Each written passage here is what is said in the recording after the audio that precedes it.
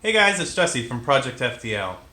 Welcome to 2019. We're going to look ahead to see what's next for Project FDL, but let's take a quick review of what happened in 2018. So the FDL User Group, myself, Jackie, and Steven, aka TK1138, put together a group on Facebook called the FDL User Group. So this is a group if you are an FDL user and maybe you want to know more of what's going on, what other people do with their FDLs, or you don't have one and you're just looking for more info.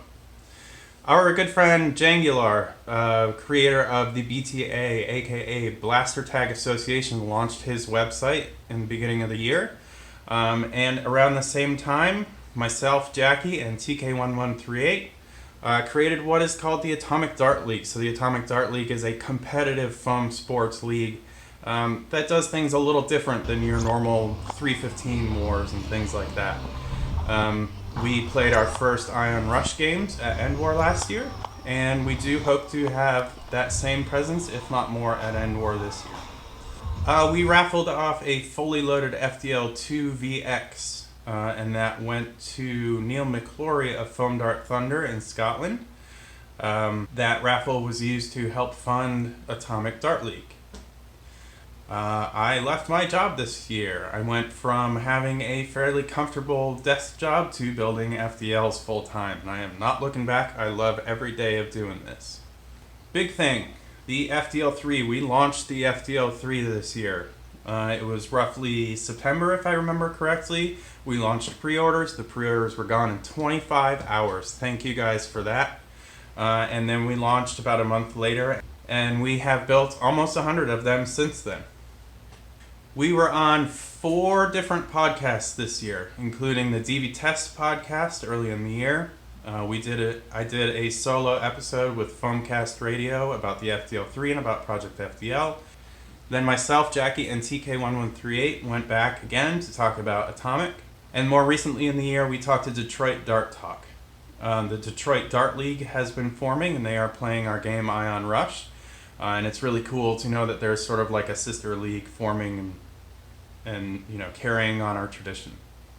We did the Atlanta Maker Faire this year. So it is a big dream of mine to do the official New York or San Mateo Maker Faire, but Atlanta actually has a decent sized Maker Faire here, and it's always super fun to bring FDLs out and let people play with them who don't even really know that modding Nerf blasters is a thing, let alone handle an FDL. Shortly after the Atlanta Maker Faire, I took a trip out to San Jose and went to Ragnarocktoberfest. I had a ton of fun and I thought it was super cool. One big part of Ragnarocktoberfest that was probably one of my favorites was the BTA King of the Hill tournament. So this was kind of one of the community's first competitive tournaments that happened at Ragnarocktoberfest. I participated in it. Last but not least, we went back to the West Coast. We went to Washington to visit Proto Pasta. So Proto Pasta is a filament company that makes all of their filament in-house. Jackie really loves Proto Pasta because she really loves glitter filament. And who doesn't? And Proto Pasta makes probably some of the best glitter filament out there. So we went out, we attended one of their workshops where we actually got to make our own colors of filament. So she and I each got to make 2 colors. So we made a orange safety. We made a color called What the Pink, which you will see in a second. We made a glitter purple, and we made a clear with rainbow glitter color as well. Also, while we were in Washington, we visited Out of Darts. Out of Darts lives probably 10 to 15 minutes away from the Proto Pasta factory, and we stayed close by, so we went and saw his shop. I also grabbed a proton pack setup from Luke while I was out there, and we came home and Aiden and I put together the proton pack, and it's been super fun. Let's move on to what is coming in 2019. Okay, so here I have my FDL-3. It is as it has been since we released this. I have reprinted some of the parts since initially building this. This is in a Proto Pasta High 5 blue, and then a Filamentum Vertigo gray, and then this is actually the orange that we had made at Proto Pasta as well. It's really cool. It's like this nice deep, almost almost speckly orange. So at some point during the year, Worker came out with these. So this is the Worker 40 dart mag. You can actually kind of double stack darts in here and then fill it up to 40 darts full. You could actually fit about 40 to 45, but I found that using more than 40 is actually pretty detrimental to its performance. So I thought this was a really cool mag for the FDL, and I knew that there was space here, but this just wasn't set up for these yet.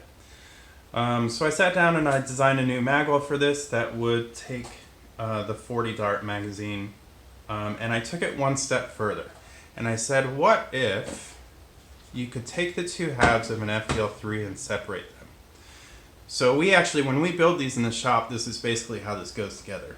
You build the front half, you build the back half, and at some point, the two halves go together, and then you wire them together. So I thought, cool, let's take the front half and make an entire front half that accepts the 40 dart magazine. And it does. That's great. So this half can slide onto the front of the back. Now you have an FDL-3 that is compatible with the Worker 40 dart mags. Now let's say you have that, but you don't always want to use a 40 dart mag. So I know Worker has adapters, and I did the same. So you have these clip pieces that slide into the magwell and go in and out pretty easily.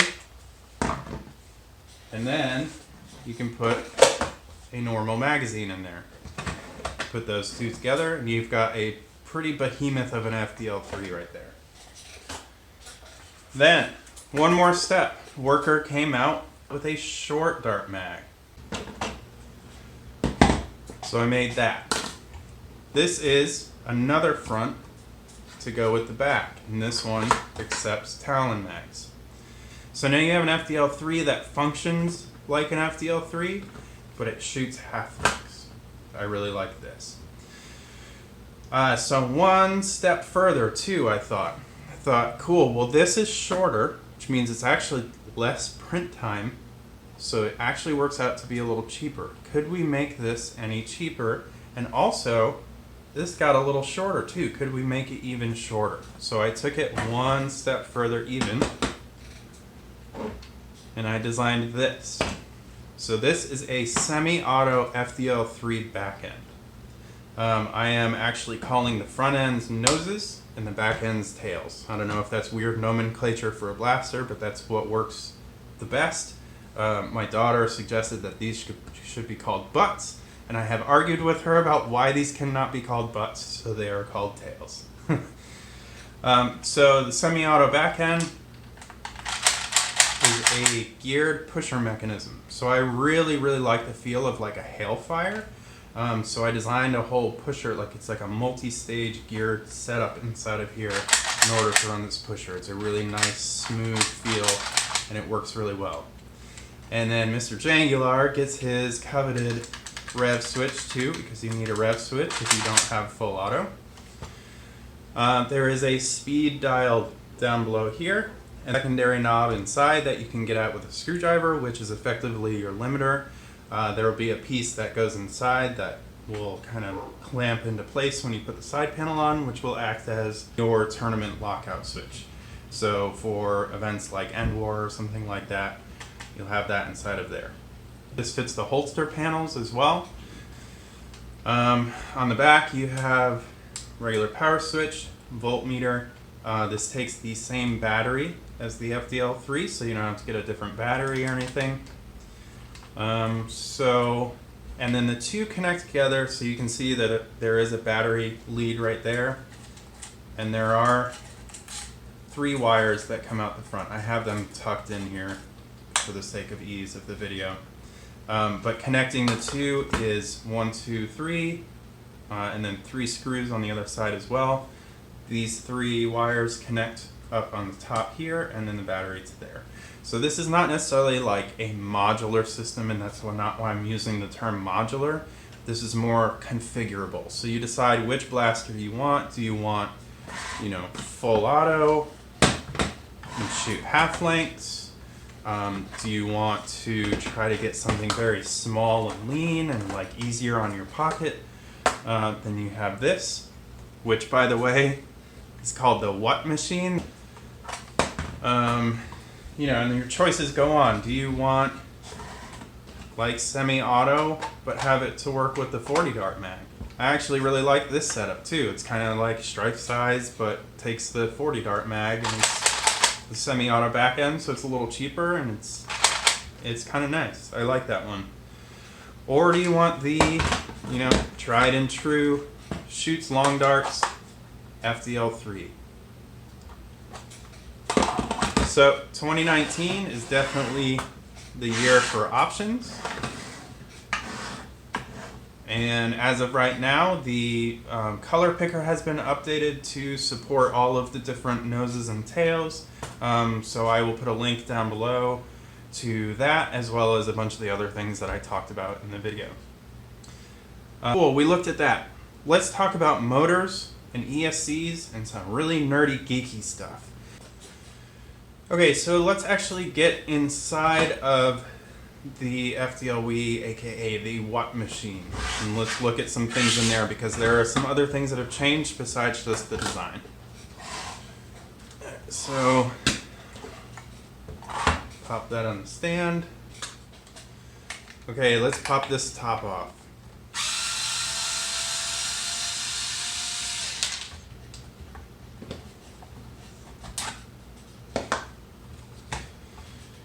Okay, so if you own an FDL-3 and you have ever been brave enough to open up the cap, you will see that the flywheels on the FDL-3 are normally black. These ones are red. Let's talk about why that is. Okay, since the inception of the FDL has always been a brushless blaster. So what does that mean? The motors in an FDL, like I said, are brushless motors. So these are set up a little different than in the regular motors that you are used to putting in Nerf blasters.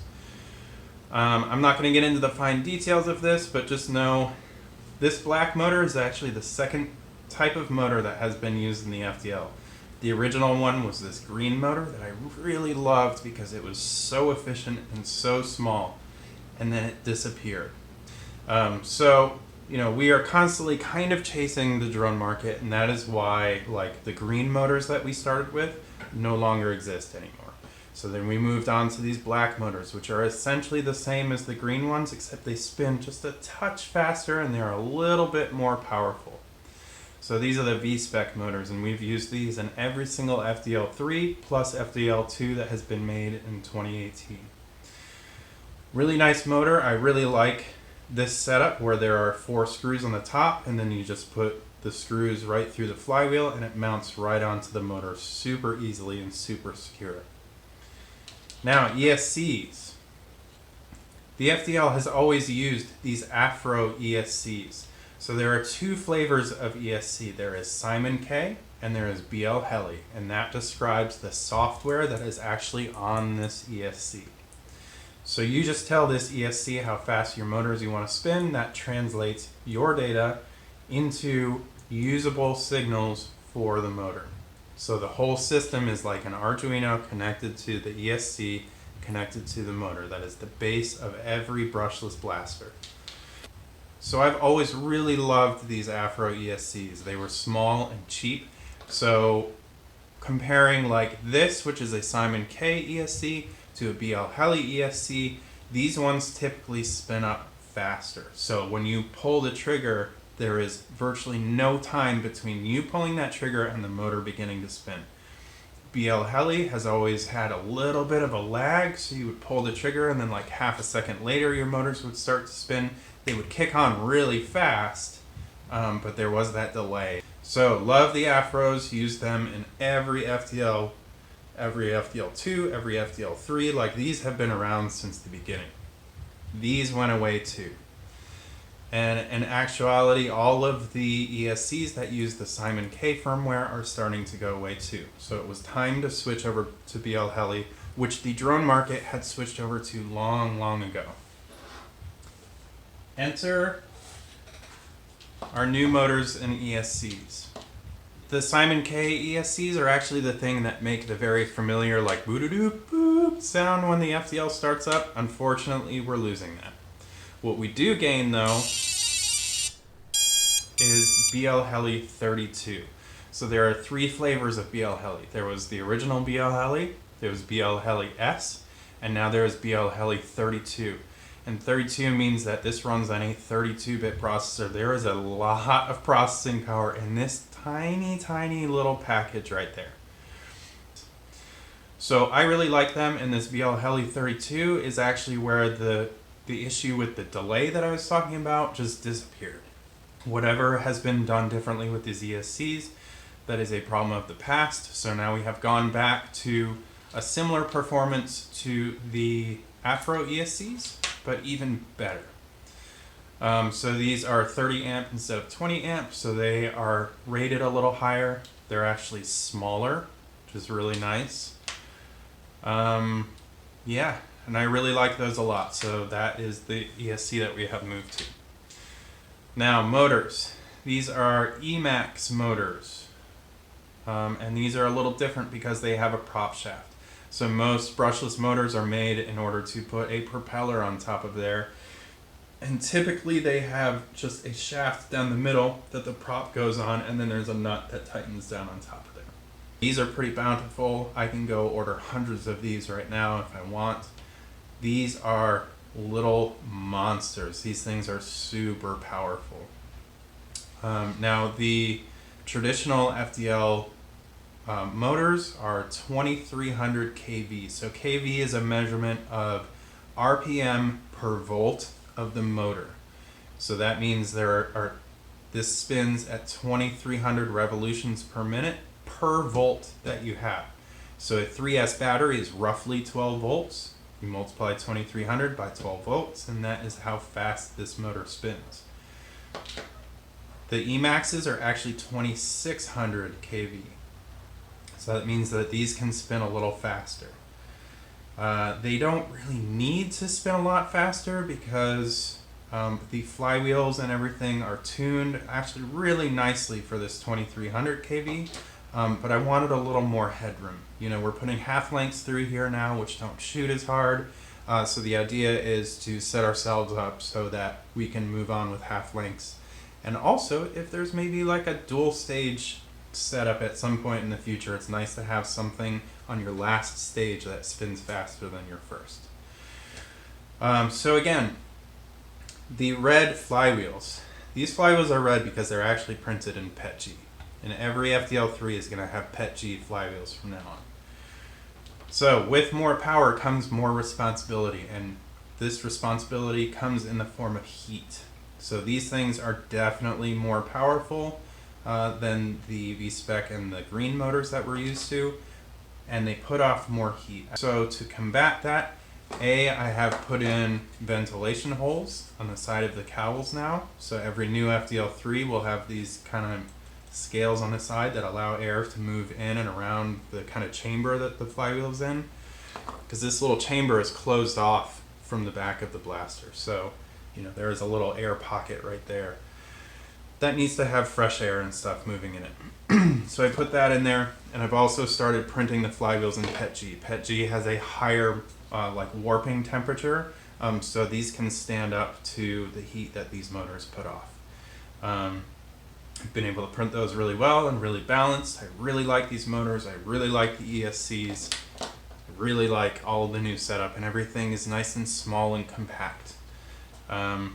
So yeah, it's going to be a big year, and we've got a lot of things coming. If you are interested in any of the new configurations, or even just a regular old FDL-3, go check out the new color picker.